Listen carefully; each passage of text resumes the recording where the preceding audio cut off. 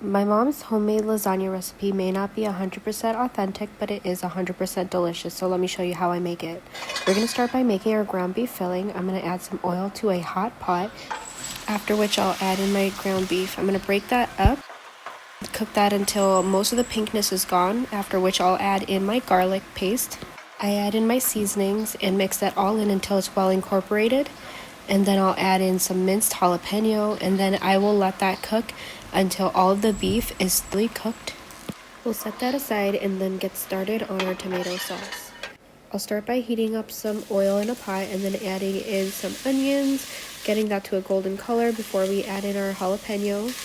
Once all of that has softened, we're going to add about 3 pounds or 5 cans of Hunt's fire roasted diced tomatoes, and then enough water that all the tomatoes are submerged and covered.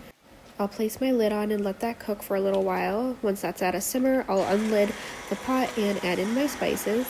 Once everything's mixed through, I'm going to start to use my immersion blender to get everything really nice and smooth. I let that reduce so that it's not too runny. Now I'm going to work on the bechamel sauce. I'm going to melt down some butter and then add half my seasonings and let the spices bloom. After which I'll add in an equal amount of flour to the butter and really let this cook on low heat so that everything's well combined. Then I'm slowly going to add some milk to the pot and whisk that in until it's a smooth sauce. Again, this is on low heat so that nothing burns and everything incorporates evenly. Once everything's well incorporated, I'm going to add in some cream cheese, the other half of my seasonings, and mix until everything's really well combined. Then I'll add in some mozzarella cheese and mix that through.